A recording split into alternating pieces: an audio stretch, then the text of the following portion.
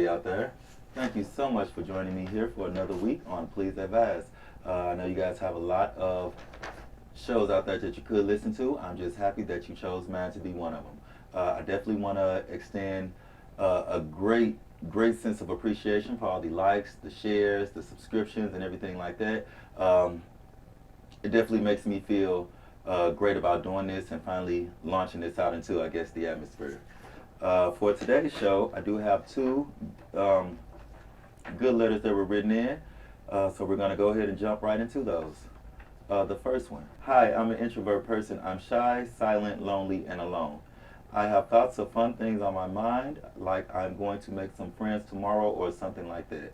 But when tomorrow comes, it doesn't happen because I don't have the courage. I say, I keep saying to people that I'm okay to be alone, but deep inside, I'm not fine with it. I often cry because I'm jealous of those who can communicate well. Can I get some advice on how to overcome this situation of mine? I promise I can read y'all. I just get stumbled sometimes. So, what I would say to you is, I don't know if I can necessarily relate to being an introverted person, uh, but the shyness, the loneliness, um, I don't know. Again, I don't know if I can necessarily relate. I am a naturally social person, so I kind of have no issue with going up to people, initiating conversation, or having conversations with pretty much anybody. But what I can say is there is some advice that was given to me a very long time ago in my younger years. Um, but at the time when I received the advice, I didn't necessarily know how good of a piece of advice it was. But what that person told me was to always keep your head up when you're talking to people. I guess at that point in my life, I had a bad habit of, looking down when I was talking to people. He said, always keep your head up. People respect a commanding presence, I guess. So I guess his way of telling me to keep my head up and speak directly to people was his way of telling me how to, I guess, engage with other people and start to have those types of communications. By you being an introverted person, I know that sometimes that might be difficult. But what I can also say in my experience is try to attract people to you. Sometimes when you are going to engagements or things like that and you don't know anyone, it is kind of hard to break out into the scene. What I would say is try to attract people to you. Wear flashy clothes. Make yourself kind of visible throughout wherever event or wherever you're going. Sometimes people will come up to you and want to know more about you. That is probably the easiest way to try to overcome some of that. I can imagine that with time, the more people come up to you and initiate conversations, you'll kind of pick up on some of those habits and then be able to kind of do them on your own. But again, that good piece of advice that he gave me, keep your head up when speaking to people, always remain engaged with people, that always helps. That will kind of open the doorway, and then, like I said, with time, I guess you'll become more comfortable establishing conversations with people, and then before long, I would imagine that you'll be the one walking up to people, establishing conversations. It's definitely going to require some baby steps, stepping outside of your comfort zone a little bit. But from your letter, I would imagine those are some of the things that you definitely want to do. So what I would say is to start, always make eye contact with people, keep your head up when you talk. Again, people respect the commanding presence. If you keep your head up and speak directly to people, they tend to respond more so than, if you come off shy and a little bit timid. Um, that would be my best piece of advice for that letter. I'm sure maybe some of my viewers have had some experience and maybe they have some advice that they would like to share. I'm definitely look forward to reading some of that as well. Feel free to place some in the comment section.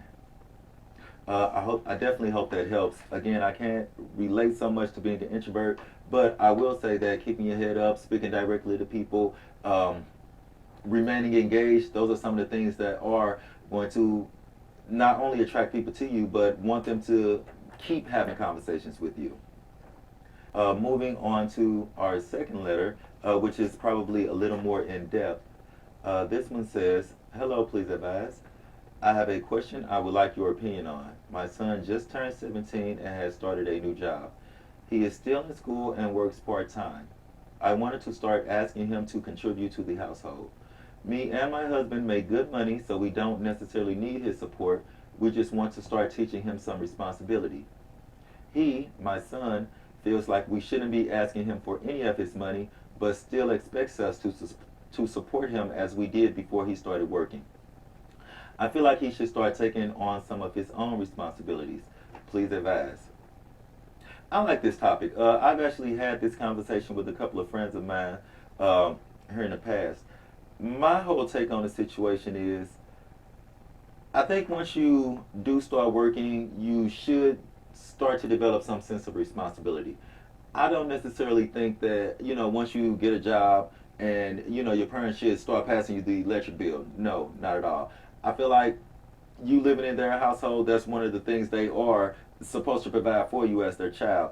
But I do think that there are other, I guess, different types of responsibilities that you could take on. For instance, maybe not necessarily paying the light bill, but if you have a cell phone and you're on their plan, or even if you're not on their plan, I feel like maybe he should start paying his own cell phone bill. At least that will start to establish some type of sense of how bills come in every month and they must be paid every month. Uh, Secondly, even if you do accept some of his money, I wouldn't necessarily call it a contribution to the household. Maybe take some money from out of his checks and put it in a savings account. Maybe start saving for his future. I would assume he has some plans post high school, whether it does include college or community college, a 4-year university, whatever. That costs. So by him starting to work now, I think a good idea, instead of having him contribute to the household, would be to kind of average out what his checks would be and maybe take a percentage of that and throw it into a savings account. And once he turns 18 or goes off to school, let him have access to that. That's probably my best piece of advice in this situation. But a little bit beyond this letter, I did want to speak about this subject. Even when I was growing up, once I first started working in my household, I was expected to contribute to the household. I gave a little bit out of my check every time I got paid.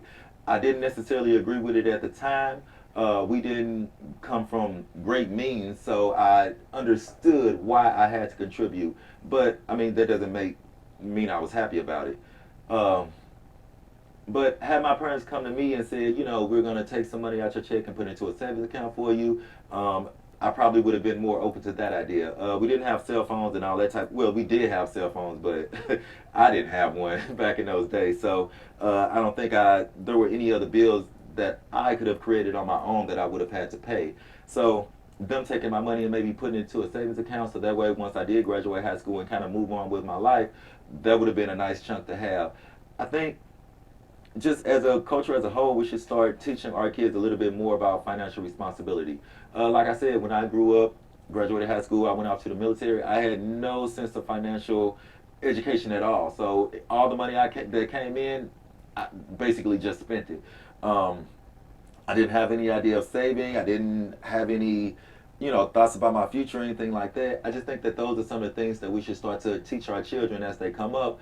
That way, they can start on a more level playing field with, some others. That would be my best piece of advice in this situation. Not necessarily taking this money as a contribution to the household, but maybe start making him take care of some of his own stuff.